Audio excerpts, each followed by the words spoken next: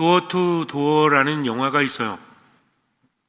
그 영화를 보면 실화를 영화로 만든 건데 주인공은 장애가 있는 사람입니다. 제대로 걷지도 못하고 손을 제대로 쓰지도 못해요. 엄마가 도와주지 않으면 옷도 제대로 입지를 못합니다. 그런데 어느 날 엄마가 돌아가세요. 물론 나이가 많은 엄마였습니다. 이 사람은 일을 하고 있었어요. 그 전에는 써주는 데가 없었습니다. 장애가 있는데 누가 써주겠습니까? 그래서 여기저기 면접을 보지만 번번이 떨어지고 말았죠. 그러다가 한 군데에서 방문 판매를 하는 한 회사에서 이 지역을 한번 맡아보지 않겠냐라고 제의를 합니다. 사실은 그 지역은 기피 지역이었습니다. 사람들이 안 하는 지역 있죠? 누구나 하려고 하지 않는데, 범위는 넓은데 장사는 잘 안 되는 곳, 이런 곳은 안 하려고 하죠. 그래서 한번 해봐라 라고 말을 한 겁니다. 배려해 줬다기에는 좀 그렇죠. 근데 이 사람은 절실하죠. 자기가 고를 처지가 안 되니까 알겠다고 합니다. 그리고 걷는데 하루에 10km가 넘는 그런 거리를 걷는 거예요. 때로는 20km, 때로는 25km. 보통 사람도 힘들죠. 이 사람은 더 힘들어요. 그래도 엄마가 싸준 도시락을 먹을 때 힘이 납니다. 엄마는 콩 같은 것을 통해서 밥에다가 써놨어요. 밥에다가 그런 거 있잖아요. 이렇게 글씨 써놓는 거. 힘내라. 엄마가 있다. 너는 대단하다. 이런 식으로. 그거 보면서 해벌쭉 웃으면서 밥을 먹으니까 지나가는 사람들이 쳐다보니까 이상하잖아요. 멀쩡하지도 않은 사람이 그렇게 웃고 있으니까 밥을 먹고 힘을 냅니다. 한 걸음 한 걸음 너무나 힘들었어요. 이 사람은 한 걸음 한 걸음 의미가 있었다고 합니다. 보통 사람들은 걸음을 걸을 때 한 걸음 한 걸음 의식하지는 않잖아요. 너무 편안하니까. 근데 이 사람은 힘든 거죠. 한 걸음 한 걸음 나아갑니다. 문을 두드리는 거죠. 이 물건 좀 사주십시오. 살 리가 없지 않습니까? 물건도 멀쩡한 사람이 팔아야만 사잖아요. 우리가 세상을 살아가면서 그렇잖아요. 용기가 중요하지 않습니까? 어디에 담겼는지. 어떤 사람이 시골에 갔는데 시어머니가 뭐를 싸줬어요. 페트병에. 다 버렸다고 합니다. 왜 그래요? 페트병에 싸줬기 때문에. 그런데 편의점 가면 복분자라든지 이런 것들 용기에 제대로 들어있으면 믿고 먹죠? 근데 여러분 생각해 보세요. 시골에서 어머니가 담궈준 복분자와 편의점에서 산 복분자 중에서 어떤 게 더 좋을까요? 당연히 복분자가 많이 들어가 있는 건 시골 어머니가 주신 거겠죠? 근데 겉으로 볼 때 그렇다는 거지. 여러분들 같으면 까만 봉다리에 페트병으로 복분자 싸주면 드십니까? 안 드십니까? 여러분들은 드시죠. 왜? 시골 입장이잖아. 이게 되게 웃기는 게 뭔지 아세요? 커피도 마찬가지야. 커피 전문점 중에 제일 잘 되는 데가 어딘지 아십니까? 별다방. 왜 잘 되는지 알아요? 맛있어서 믿을만 하니까 가는 거죠. 그리고 뭐 김밥, 하늘나라 뭐 이런 거 있잖아요. 김밥. 그런데도 전 세계 어딜 가나 그냥 믿고 가는 거죠. 뭔 얘기인지 아시죠? 그냥 믿을만 하니까. 이거 굉장히 중요한 겁니다. 그래서 사람들은 눈에 보이는데 약해질 수밖에 없죠. 어떤 사람이 문을 두드리는데 멀쩡하지도 않아요. 물건을 사달라고 합니다. 여러분들 같으면 사주시겠습니까? 대부분 안 삽니다. 그래도 포기하지 않아요. 그 다음날 또 가고, 그 다음날 또 가고, 그 다음날 또 갑니다. 사람들은요, 선입견을 가져요. 사람들은요, 편견을 갖습니다. 그런데 놀랍게도 계속해서 찾아와서 익숙해지잖아요. 편입견이 사라집니다. 선입견이 사라지고 편입견이래. 합쳤어. 편견이 사라집니다. 누구나 다 선입견과 편견을 갖고 있지만 계속 접하다 보면 사라진다는 거죠. 그래서 이제는 친숙해지니까 불쌍하니까 하나 사줄까? 물건을 삽니다. 그런데 물건이 좋은 거야.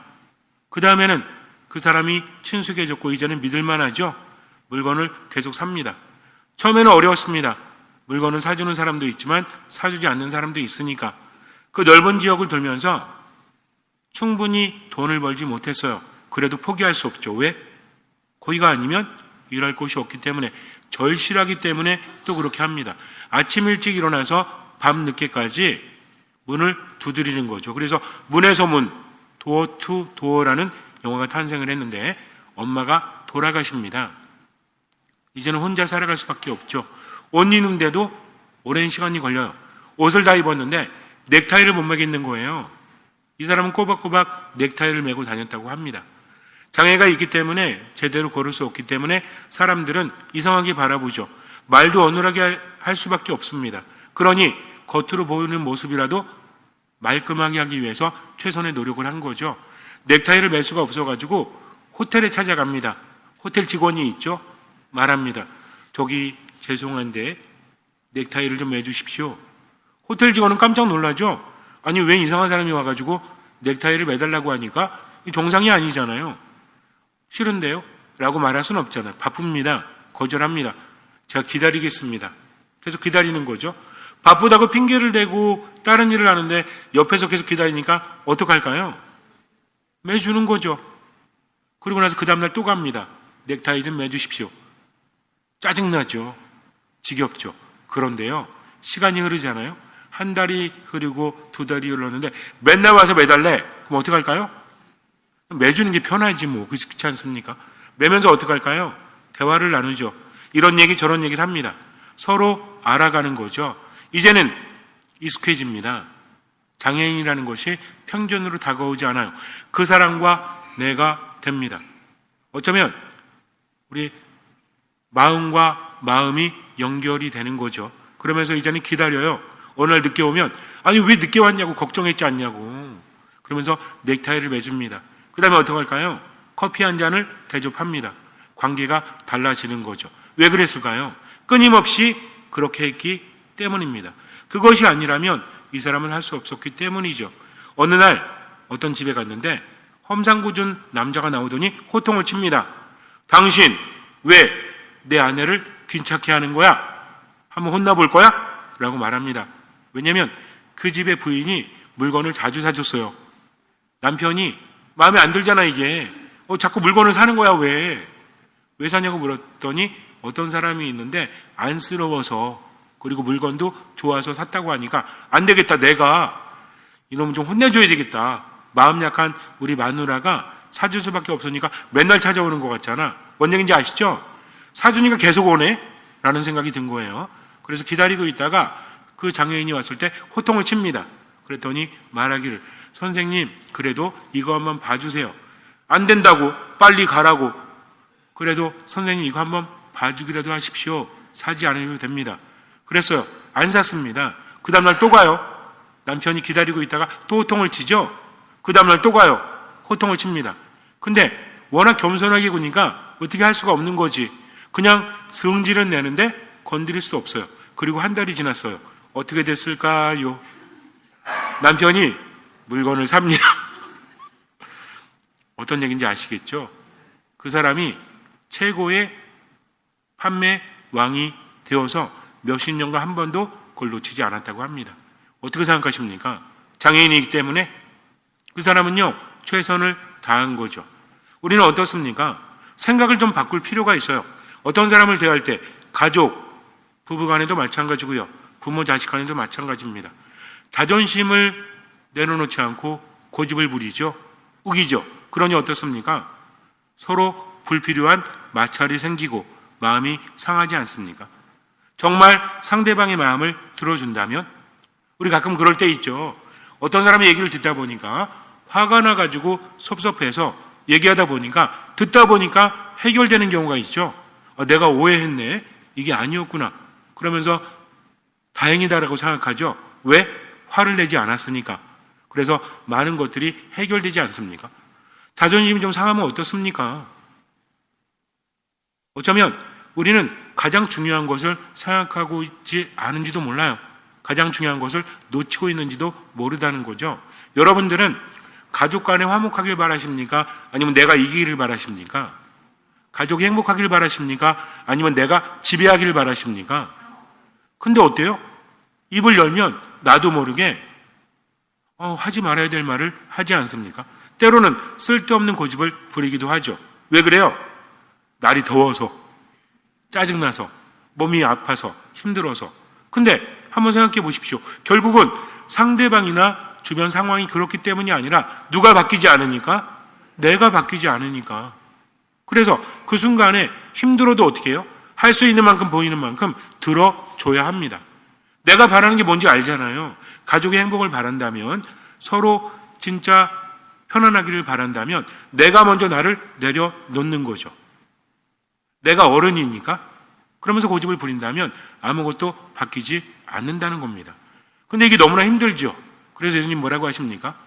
자기 자신을 버리고 제 십자가를 지고 나를 따라야 한다라고 하십니다. 그냥 내 자신을 버리는 게 목적이 아니라, 자신을 버리는 목적이 뭐죠? 우리가 신앙생활 할 때 예수님 말씀 듣고 따르잖아요. 자기 자신을 버리고 제 십자가를 지고 나를 따라야 한다고 했을 때 자기 자신을 버리는 이유가 뭐죠? 십자가를 지기 위해서라는 겁니다. 왜?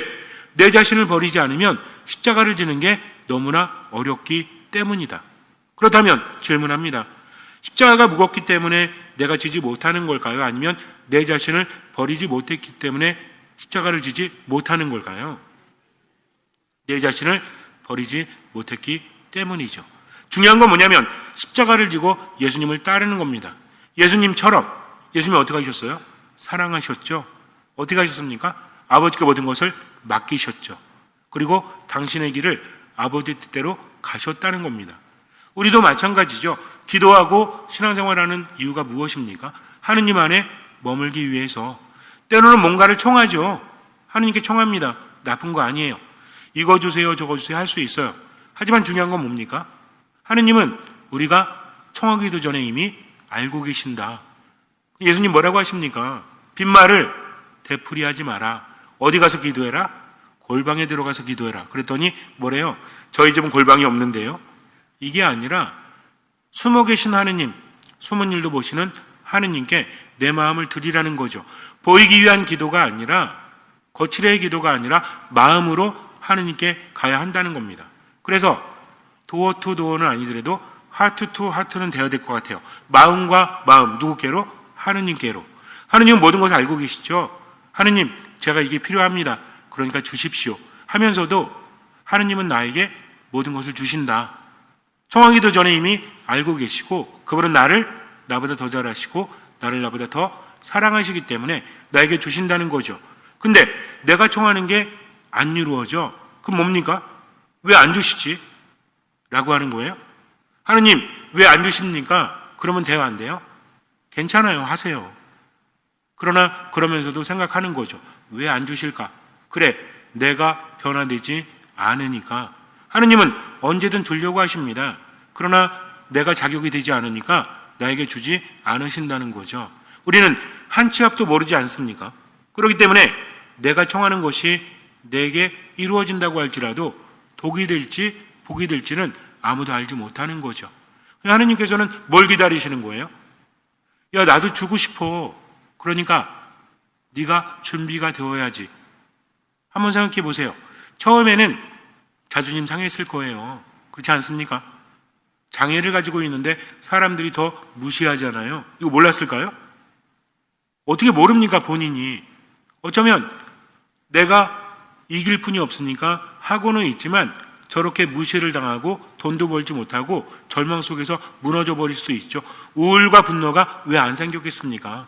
근데 이 사람은 뭐였어요? 그래도 내가 할 수 있는 것은 이것뿐이 없으니 부딪혀 보는 거죠. 그러면서 누가 변화돼요? 처음에는 물건 팔기 위해서 내가 끊임없이 찾아갔죠.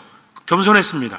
그러다 보니까 상대방들이 변화되고 그 관계 안에서 얻는 게 있었을까요? 없었을까요? 분명히 있었겠죠. 처음에는 힘들었을 거예요. 근데 1년이 지나고 2년이 지나고 3년이 지나니 어떻습니까? 처음에는 사람들이 쳐다보는 눈초리가 어때요? 또 지나가네. 저 장애인 지나가네. 어우, 저 귀찮은 놈 지나가네. 그랬겠죠. 근데 시간이 지나니까 관계가 성립되죠. 어떻게 할까요? 지나갈 때. 커피 한 잔 마시고 가세요. 이거 빵인데 조금 먹어요. 힘내세요. 그리고 우리 뭐가 더 떨어졌는데 다음 주에 그 물건 좀 갖다 줄래요? 라고 하지 않았겠습니까? 어떠세요? 이게 말이 안 되는 겁니까? 말이 되는 겁니까? 말이 되는 거잖아요. 그러니까 이 사람도 처음에는 최선을 다했죠. 관계가 변하면서 스스로도 이제는 고통이 아니라 함께 살아가는 것. 엄마를 잃고 외롭게 살아가지만 마을 사람들을 만나면서 가족과 같지 않았겠습니까? 아침에 호텔에 들려서 넥타이를 매줄 때 커피 한 잔 얻어먹으면서 이 사람은 늘 얻어먹기만 했을까요? 그런 거 있잖아요. 회사에서 나오는 거 뭐라고 하죠? 사은품? 사은품 말고 사은품 뭐 사야 주는 거 아닙니까? 안 샀을 때도 주는 거 있잖아요. 화장품도 있잖아요. 조그만 거 이런 거. 샘플. 허무하네. 되게 어려운 말인 줄 알았는데 이거 나오면은 뭐라고 합니까? 이거 샘플인데 이런 거 있잖아요. 뭐 샴푸 같은 것도 조그만 이렇게 들은 거, 그다음에 향수 같은 것도 이렇게 조그만 샘플, 그것도 샘플 10개 있으면 하나나 뭐 똑같은 거 아닙니까? 그러면은 갖다가 이거 좀 써보세요 라고 줬겠죠. 그럼 받고 어떻게 해? 사람이 또 관계가 좋아지면 받고 또 견딜 수 없지. 그러니까 어떻게 해요? 이거 호텔에서 나온 건데 이거 좀 한번 입어보라고, 아주 편한 거라고 또 주지 않겠습니까? 그럼 또 어때? 받고 이거 받고 참으면 안 되지. 또 갖다 주죠. 그러면서 뭐가 쌓여요? 신뢰가 쌓이고 우정이 쌓이고 사랑이 쌓이지 않습니까? 사람들 보면 기분 나쁠까요? 처음에는 선입견 때문에 장애인 지나간다, 물건 팔아먹는다 이랬지만 물건을 쓰면서 어때요? 너무 좋은 거죠. 이 사람은 안 좋은 물건은 팔지 않았대요. 자기가 보고, 왜? 신뢰가 한번 깨지면 회복될 수 없고 나는 여기가 아니면 일할 수 있는 곳이 없기 때문에 자기가 철저하게 검수를 했다고 합니다. 그리고 믿을 수 있는 것만 그들에게 팔았던 거죠. 그리고 문제가 생기면 어때? 한번 생각해 보세요. 멀쩡한 사람들은 이틀에 한 번 올지 3일에 한 번 올지 모르잖아요. 이 사람은 맨날 오는 거야. 뭔 얘기인지 아시겠습니까? 그러면 여러분들 물건을 샀는데 이게 고장났어. AS를 맡겨야 돼. 지금과 같은 시대도 아닙니다. 또 미국의 이야기니까. 그러면 어떻게 할까요? 동네에서 이 사람이 지나가는 거 알겠죠? 그럼 어떻게 할까요? 저기 이거 지난번에 산 건데 이거 고장났어. 그럼 보통 우리가 물건 팔아먹을 때 마음이랑 고쳐줄 때 똑같습니까? 여러분들 무슨 전자 이런 거 좋아하죠? 왜 좋아해요? 대기업? 서비스가 좋잖아. 뭐 고객 감동 서비스. 고장났을 때도 와가지고 되게 막 겸손하게 막 하죠. 근데 이름도 없는 데면 어떻게 해? 일단 전화하면 안 받아. 그 다음에 전화가 통해도 어때요? 괜히 막 불친절하고 공격적이고 그렇죠. 근데 뭐 어떤 대기업 뭐 이런 데는 어떻습니까? 전화 고객님 안녕하십니까 하면서 굉장히 친절하죠. 그러니까 어때? 기분 좋아. 그래서 뭐라 그래? 고기 제품 좋아. 서비스도 좋아. 추천해 주지 않습니까? 이 사람이 지나갈 때 그러니까 무슨 얘기냐면 이거 내가 물건을 살 때는 나를 환대해 주겠지만 고장나서 이야기할 때 귀찮아하는 거 아니야? 싫어하는 거 아니야? 이러면서 공격적으로 부릅니다. 그리고 말하는 거죠. 이거 지지난주에 샀는데 안 돼. 그러니까 어떻게 해요? 그렇습니까? 저에게 주십시오. 제가 가져다 고쳐다 드리든지 새 상품으로 교환해 드리겠습니다 하면서 해줘요. 그럼 어때? 괜히 고맙네. 그러니까 그 다음에 또 사지 않습니까? 그러니까 이 사람은 이게 뭔 얘기냐면 이 사람은 성실하게 매일 지나간 겁니다. 그러니까 즉 그냥 이 사람이 무턱대고 열심히 했기 때문에 성공한 게 아니라 그런 모든 겸손함과 성실함이 하나의 시스템을 만들었다는 거죠. 사람들은 단순히 불쌍해서 사주는 게 아니라 그 사람을 믿을 수 있었기 때문에 사준 것이 아니겠습니까? 바로 이거라는 거죠. 그러면 우리는 어떨까요? 하느님은 나를 나보다 더 잘 아시고 나를 나보다 더 사랑하십니다. 하느님은요, 우리를 보고 선입견을 갖는 분도 아니고 편견을 갖는 분도 아니에요. 그분은 누구보다 우리를 더 사랑하십니까? 나의 아빠, 엄마보다 나를 더 사랑하신다. 그래서 더 좋은 것을 주려고 하신다는 거죠. 예수님 말씀하십니다. 내가 너에게 말한다. 청하여라 너에게 주실 것이다. 찾아라 너희가 얻을 것이다. 문을 두드려라 너에게 열릴 것이다. 즉 언제까지? 얻을 때까지 찾으라는 거죠. 문이 열릴 때까지 두드리라는 겁니다. 이 의미가 뭘까요? 그만큼 절실함으로 대할 때 하나님께서는 주신다는 거죠. 우리 절실하면 어떻죠? 애들이 뭐라 그래요? 엄마 이거 좀 사주세요. 안 돼. 엄마 이거 사주세요. 안 된다니까. 엄마가 안 된다니까 조용히 있으면서 이제 머리 굴리죠? 어떻게 하면 엄마가 사줄 수 있을까? 가서 뭐라 그래? 엄마 이번 방학 때는 내가 수학 영어 열심히 할게요. 이번 방학 때는 제가 청소 열심히 할게요. 하면서 딜하죠? 그러면 엄마는 어때? 너 요 자식 봐라. 그러면서 엄마도 어쨌든 자꾸 해달라니까 마음이 가요 안 가요? 가잖아요. 근데 그냥 해줄 수는 없잖아. 이걸 기회로 삼아서 어때? 우리 아이가 바뀔 수 있다면 희망을 건지 않습니까? 부모는요 늘 희망을 걸어. 자식에 대해서는 보통 우리가 물건 살 때 필요 없으면 안 사잖아요. 근데 부모는 자식한테 어쩔 수 없어. 자식이 열심히 하기 때문에 믿어. 그리고 번번이 당하지. 그리고 또 믿죠. 그러니까 어떻습니까? 그래, 너 공부 열심히 할 거지? 너 청소할 거지? 그러면은 엄마가 해줄게. 이번만이다 라고 하죠. 그 다음에 또 어때? 일단 물건이 들어오니까 마음이 달라지지. 언제 마음? 화장실 들어갈 때 마음이랑 나올 때 마음 다르다고 그래가지고 요놈의 자식 사줬더니 아주 말 안 듣고, 그러다가 또 어때? 뭐 필요하면 또 와가지고 엄마 사주세요. 안 돼, 너 이번에. 엄마 이번에 진짜라니까 내가 진짜 열심히 할게요. 진짜 엄마 제발 막 그러니까 또 사주죠. 그럼 하느님은요 주십니다. 문제는 내가 변화되지 않으니까 못 받는다는 거죠. 절실하다면 하느님 저에게 주십시오. 제가 바뀌겠습니다 하면서 누굴 돌아보는 거예요? 나를 돌아보는 거죠. 처음에는 내 것을 청합니다. 그러나 그 다음에는 어때요? 생각을 하는 거죠. 내가 어떻게 해야 하느님께 나에게 주실 수 있을까? 그러면서 하느님과의 관계 안에서 많은 위로를 받죠. 우리가 보통 세례를 받거나 처음에 기도를 시작할 때 영경기도로 시작을 하죠. 영경기도가 뭐예요? 기도서에 나온 거. 주님의 기도, 성모송, 영광송, 특히 묵주기도 하잖아요. 하다 보면 처음에 뭔가 지향을 두고 하죠. 우리 가족의 건강을 위해서 사업이 잘 되기를 바라면서 하지 않습니까? 그러다가 어때요? 묵주기도가 슬슬 이제 힘들어지기도 하고 그렇잖아요. 그럴 때 어떻게 합니까? 묵주기도는 어떤 기도다? 묵상기도다. 뭐 하는 겁니까? 묵상합시다라고 하잖아요. 생각을 하는 거죠. 그래, 성모님께서 천사의 방문을 받았을 때 어떠하셨을까? 엘리사벳을 찾아보셨을 때 어떠하셨을까? 하면서 묵주기도를 잘하는 방법은 뭡니까? 묵주기도가 뭐를 관통한다고 하죠? 묵주기도, 환희의 신비, 빛의 신비, 고통의 신비, 영광의 신비를 쭉 묵상을 하잖아요. 그럼 어디를 관통하는지 아세요? 이게 뭘 묵상하는 거야? 복음. 예수님께서 세상에 오셔서 공생활을 하시고 고통당하시고 순환당하시고 죽으시고 그 다음에 어때요? 부활하시고 그 다음에 승천하시고 성령을 보내시고 성모님에게 모해가는 10월 때까지 이거 아닙니까? 그러니까 묵주기도는 성모님과 함께 뭘 묵상하는 거예요?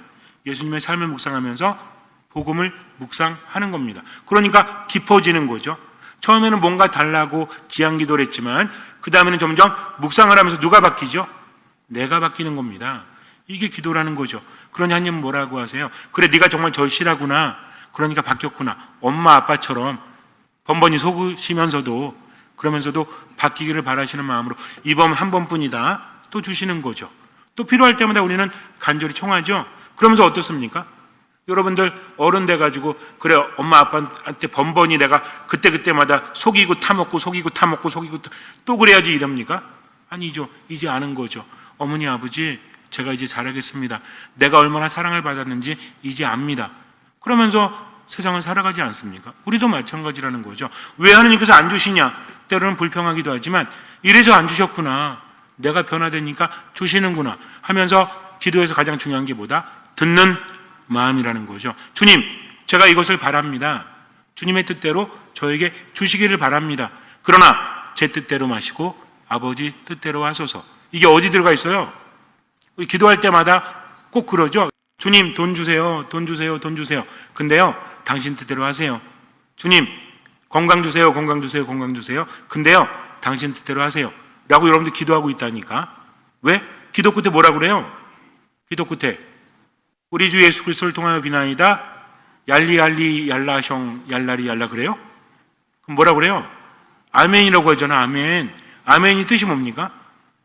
주님의 뜻 그대로 이루어지소서. 그러니까 우리는 뭡니까? 내 말 기껏 다 하고 끝에 뭐라고 하는 거예요? 하나님의 뜻대로. 그러니까 기도는 이루어지는 겁니까? 안 이루어지는 겁니까? 이루어지는 거라니까. 왜? 그게 누구의 뜻입니까?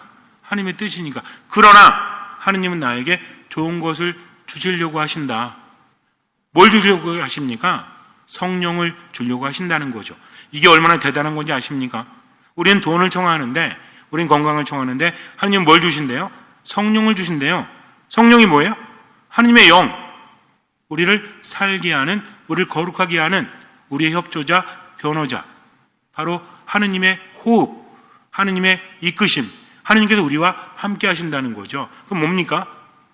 하느님께서 함께 하시면서 필요하면 그때그때 풍성하게 주신다는 거죠. 그러니 우리는 그분을 받아들이고 어떤 마음으로? 듣는 마음으로 살아가면 돼요. 돈 왜 청하세요? 행복하기 위해서. 건강 왜 청하세요? 행복하기 위해서. 근데 우리 언제 행복합니까? 우리 언제 행복해요? 하느님 안에 머물 때. 우리 언제 평화롭죠? 하느님 안에 머물 때. 그러니 하느님이 내 안에 오신다는데 뭐가 더 필요합니까? 그분은 그때그때마다 필요한 것을 나보다 더 잘 아시고 더 풍성해 주신다. 그러니 기도할 때는 내가 하느님께 뭔가를 청하는 마음이기도 하지만 어떤 마음으로? 듣는 마음으로 꾸준히 청하면서 누가 변화되어야만? 내가 변화되어야만. 이게 절실함이에요. 이게 문을 두드리는 거고 이게 뭡니까? 이게 계속 찾는 거죠. 구하는 거죠. 생각해 보세요. 예수님 말씀하십니다. 벗이 들렸는데 먹을 걸 내어놓을 수 없어가지고 어떻게 합니까? 옆집에 가죠. 이복에 벗이 들렸는데 내가 먹을 걸 내어놓을 수 없네. 그러니 좀 구워주게. 그 안에서 뭐라고 합니까? 이미 잠들었네. 잠자리에 누웠네. 아이들도 나도 잠자리에 누웠으니 줄 수 없네. 내일 아침에 오게. 근데 이 친구는 뭐라고 합니까? 안 되네. 지금 배고픈 손님을 내가 대접해야 되네. 계속 두드리죠? 그러면 줘요, 안 줘요? 일어나서 주죠. 왜 줬을까요? 만약에 밖에서 진짜 친구끼리 너무하는 거 아니야 진짜. 진짜 이따구로 할래 너? 야, 너 나한테 이래놓고 내가 나중에 너 안 도와주면 너 어떻게 할 건데? 그러면 줍니까 안 줍니까? 절대 안 주지. 뭔 얘기입니까? 누구한테 맞췄단 얘기예요? 이복에 좀 도와주게. 이복에 좀 도와주게. 이복에 좀 도와주게. 그러니까 차라리 좀 강하게 나오면 나도 강하게 쏙 꺼지게 할 수 있는데 그렇게 하지 않았잖아요. 우리도 마찬가지입니다. 주님 좀 도와주십시오. 주님 저에게 좀 주십시오 하면서 그분에 대한 예의를 지키는 거죠. 이게 겸손이고 이게 순명입니다. 내가 겸손하니까, 내가 순명하니까 이 정도면 됐지 않아? 이게 겸손 순명이 아니라 주시는 분은 하느님이시죠. 나는 뭡니까? 그저 당신의 자비에 의탁할 뿐입니다. 저는 아무것도 아닙니다. 주님 저와 함께 하십시오 하면서 내가 변화될 수 있도록 듣는 마음, 겸손, 순명, 이건 뭐다? 하나님에 대한 예의라는 거죠. 그럴 때 우리는 자격을 갖추게 되고 하느님께 받게 되는 겁니다. 잠시 눈을 감으세요. 루카가 전한 거룩한 복음입니다. 예수님께서 어떤 곳에서 기도하고 계셨다. 그분께서 기도를 마치시자 제자들 가운데 어떤 사람이 주님, 요한이 자기 제자들에게 가르쳐 준 것처럼 저희에게도 기도하는 것을 가르쳐 주십시오 하고 말하였다. 예수님께서 그들에게 이르셨다. 너희는 기도할 때 이렇게 하여라. 아버지의 이름을 거룩히 드러내시며 아버지의 나라가 오게 하소서. 날마다 저희에게 일용할 양식을 주시고 저희에게 잘못한 모든 일을 저희도 용서하오니 저희의 죄를 용서하시고 저희를 유혹에 빠지지 않게 하소서. 예수님께서 다시 그들에게 이르셨다. 너희 가운데 누가 벗이 있는데 한밤중에 그 벗을 찾아가 이렇게 말하였다고 하자. 여보게 빵 3개만 구워주게.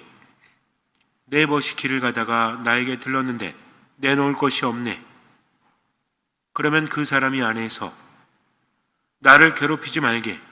벌써 문을 닫아 걸고 아이들과 함께 잠자리에 들었네. 그러니 지금 일어나서 건네줄 수가 없네. 하고 대답할 것이다. 내가 너희에게 말한다. 그 사람이 벗이라는 이유 때문에 일어나서 빵을 주지는 않는다 하더라도 그가 줄곧 졸라대면 마침내 일어나서 그에게 필요한 만큼 다 줄 것이다. 내가 너희에게 말한다. 청하여라. 너희에게 주실 것이다. 찾아라. 너희가 얻을 것이다.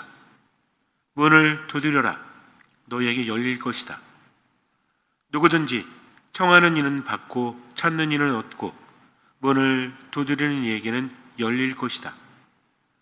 너희 가운데 어느 아버지가 아들이 생선을 청하는데 생선 대신에 뱀을 주겠느냐? 달걀을 청하는데 전갈을 주겠느냐? 너희가 악해도 자녀들에게는 좋은 것을 줄 알거든 하늘에 계신 아버지께서야 당신께 청하는 이들에게 성령을 얼마나 더 잘 주시겠느냐. 기도할 때 깨어 있어야 돼요. 하느님께 맞춰야 한다는 거죠. 하느님께는 불가능함이 없습니다. 하느님은 나보다 더 잘 아시고 나를 나보다 더 사랑하십니다. 영원 속에 계신 하느님께서는 나에게 좋은 것을 주시죠.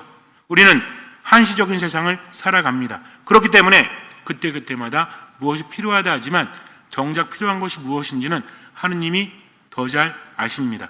그래서 주십니다.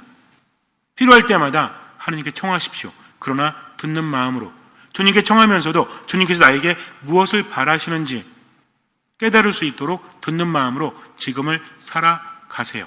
무엇보다 데살로니가 1서에서 우리에게 말했죠. 하느님께서 바라시는 것이 무엇이다? 예수님 안에 머무는 겁니다. 하느님 때문에 언제나 기뻐하는 겁니다. 끊임없이 기도하는 겁니다. 모든 것에 감사하는 겁니다. 그렇게 지금을 하느님 안에서 듣는 마음으로 살아가세요. 미사 말씀 기도 안에서 주님께서는 그 믿음을 보시고 우리 삶에 놀라운 기적을 일으켜 주실 것입니다. 아멘.